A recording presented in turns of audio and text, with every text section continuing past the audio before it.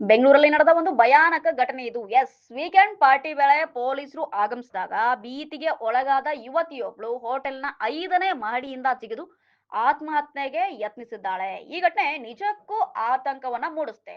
ಕುಂದಲಹಳ್ಳಿಯ ವೈಷ್ಣವಿ 21 ವಯಸ್ಸು ಸ್ನೇಹಿತರೊಂದಿಗೆ ಮಾರತ್ತಳ್ಳಿಯ ಹೋಟೆಲ್ ಒಂದರಲ್ಲಿ ಪಾರ್ಟಿಯನ್ನ ಮಾಡುತ್ತಿದ್ದ ವೇಳೆ ಮಧ್ಯರಾತ್ರಿ ಹೊಯ್ಸಳ ಪೊಲೀಸರು ದಿಢೀರಂತ ಎಂಟ್ರಿಯನ್ನ ಕೊಟ್ಟಿದ್ದಾರೆ. ಪಾರ್ಟಿ ಮಾಡುತ್ತಿದ್ದ ಯುವಕ ಯುವತಿಯರ ದೃಶ್ಯಗಳನ್ನ ಕಂಡು ಸ್ಥಳೀಯರು ಪೊಲೀಸರಿಗೆ ಮಾಹಿತಿಯನ್ನ ನೀಡಿದ್ರಂತೆ. ಪೊಲೀಸರು ಬರುತ್ತಿದ್ದಂತೆ ಭಯಭೀತಳಾದ ವೈಷ್ಣವಿ 5ನೇ ಮಹಡಿಯ ಬಾಲ್ಕನಿಯಿಂದ ಕೆಳಗೆ ಹಾರಿದ್ದಾಳೆ. ಕಬ್ಬಿಣದ ಡ್ರಿಲ್ಸ್ಗಳ ಮೇಲೆ ಬಿದ್ದ ಪರಿಣಾಮ ಯುವತಿಯ ತಲೆ ಮತ್ತು ಮೈಕೈಗೆ ಗಂಭೀರ ಗಾಯಗಳಾಗಿವೆ. ತಕ್ಷಣ ಆಕೆಯನ್ನ ಮಾರತ್ಹಳ್ಳಿಯ ಕಾವೇರಿ ಖಾಸಗಿ ಆಸ್ಪತ್ರೆಗೆ ದಾಖಲಿಸಲಾಗಿದೆ. ಯುವತಿ ಸಾವು ಮತ್ತು ಬದುಕಿನ ನಡುವೆ ಹೋರಾಟ ಮಾಡ್ತಿದ್ದಾಳೆ. ಆದರೆ ಈ ಘಟನೆಗೆ ಮತ್ತೊಂದು ಹೊಸ ಟ್ವಿಸ್ಟ್ ಸಿಕ್ಕಿದೆ.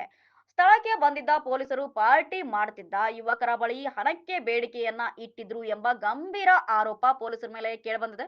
ದೂರು ಕೂಡ ಬಂದಿದೆ. ವಿಡಿಯೋ ಇದೆ ಎಂದು ಹೇಳಿ ಪೊಲೀಸರು ಹಣವನ್ನ ಕೇಳಿದ್ರಂತೆ. ಫೋನ್ ಪೇ ಮಾಡುವ ಬದಲು ನಗದು ಕೇಳಿದ ಹಿನ್ನೆಲೆ ಒಬ್ಬ ಯುವಕ ಎಟಿಎಂನಿಂದ ಹಣ ತರಲು ಕೆಳಗೆ ಬಂದಿದ್ದಾಗ ಯುವತಿ ಹಾರಿದ್ದಾಳೆ ಎಂದು ಆರೋಪವನ್ನ ಮಾಡಲಾಗಿದೆ. ಸದ್ಯ ಈ ಘಟನೆಗೆ ಸಂಬಂಧಪಟ್ಟಂತೆ ಗಾಯಾಳು ಯುವತಿಯ ಸ್ನೇಹಿತರು HAL ಪೊಲೀಸ್ ಠಾಣೆಯಲ್ಲಿ ದೂರನ್ನ ದಾಖಲಿಸಿದ್ದಾರೆ. ಹಿರಿಯ ಅಧಿಕಾರಿಗಳು ಸ್ಥಳಕ್ಕೆ ಭೇಟಿಯನ್ನ ನೀಡಿ ಪರಿಶೀಲನೆಯನ್ನ ಕೂಡ ಮಾಡಿದ್ದು, ಪೊಲೀಸರು ಹಣ ಕೇಳಿದ ಆರೋಪದ ಬಗ್ಗೆ ತನಿಖೆಯನ್ನ ಕೂಡ ಕೈಗೊಂಡಿದ್ದಾರೆ. ತಪ್ಪಿತಸ್ಥರು ಯಾರೇ ಇದ್ರೂ ಇವರ ವಿರುದ್ಧ ಕಠಿಣ ಕ್ರಮವನ್ನ ಜರುಗಿಸಲಾಗುತ್ತದೆ ಎಂಬುದನ್ನ ಕಾಯ್ದು ನೋಡ್ಬೇಕಿದೆ.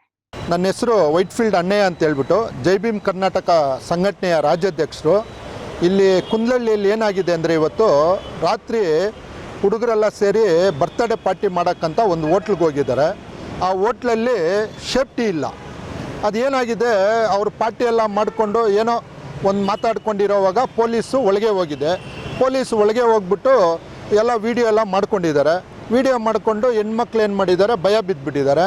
ಆವಾಗ ಈ ಹುಡುಗರನ್ನ ಕೇಳಿದ್ದಾರೆ ಅವರು ಪೊಲೀಸವರು, ಏನಪ್ಪ ಏನಿದು ಅಂದಾಗ, ಆಯಿತು ಸರ್ ಈ ಥರ ಹೆಣ್ಮಕ್ಳಿದ್ದಾರೆ, ನೀವು ಬನ್ನಿ ಮಾತಾಡೋಣ ಅಂತ ಕೆಳಗೆ ಕರೆದಿದ್ದಾರೆ. ಕೆಳಗೆ ಬಂದಿದ್ದ ತಕ್ಷಣ ಇವರೇನು ಮಾಡಿದ್ದಾರೆ, ಯಾರೋ ಗೊತ್ತಿಲ್ಲ ಅವ್ರ ಹೆಸರು, ಪೊಲೀಸು 8,000 ರೂಪಾಯಿ ಅಮೌಂಟ್ ಕೇಳಿದ್ದಾರೆ.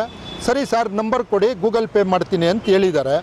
ಆವಾಗ ಅವ್ರೇನು ಹೇಳಿದ್ದಾರೆ, ಇಲ್ಲ ಅಮೌಂಟ್ ಗೂಗಲ್ ಪೇ ಬೇಡ, ನಮಗೆ ಕ್ಯಾಶ್ ಬೇಕು ಅಂತ ಹೇಳಿದ್ದಾರೆ. ಆವಾಗ ಸರಿ ಸರ್ ಬನ್ನಿ ಕ್ಯಾಶ್ ತಗೊಡ್ತೀನಿ ಅಂತ ಹೇಳ್ಬಿಟ್ಟು ಕೆಳಗೆ ಬರೋ ಟೈಮಲ್ಲಿ ಹುಡುಗಿರು ಏನೋ ವೀಡಿಯೋ ಮಾಡಿಬಿಟ್ಟಿದ್ದಾರೆ ಅಂತೇಳ್ಬಿಟ್ಟು ಆ ಹುಡುಗಿ ಏನು ಮಾಡಿದ್ದಾಳೆ, ಮೇಲೆಯಿಂದ ಬಿದ್ದೋಗಿದ್ದಾಳೆ. ಬಿದ್ದೋಗಿ ರಾತ್ರಿನೇ ಪೊಲೀಸವರು ಎಲ್ಲ ಹಾಸ್ಪಿಟ್ಲಿಗೆ ತಂದು ಹಾಕಿದ್ದಾರೆ, ಆ ಹುಡುಗರು ಎಲ್ಲ ಸೇರಿ.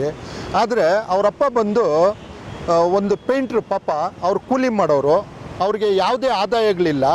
ಮತ್ತು ಆ ಹೋಟ್ಲವರು ಇಷ್ಟಾಗಿದೆ, ಮಗು ಬದುಕ್ತದೋ ಇಲ್ಲೋ ಅಂತ ಗ್ಯಾರಂಟಿ ಇಲ್ಲ, ಬಂದಿಲ್ಲಿ ಏನು ಎತ್ತ ಅವ್ರಿಗೆ ಏನು ಮಾಡಬೇಕು ಅಂತ ಕೇಳ್ತಾ ಇಲ್ಲ.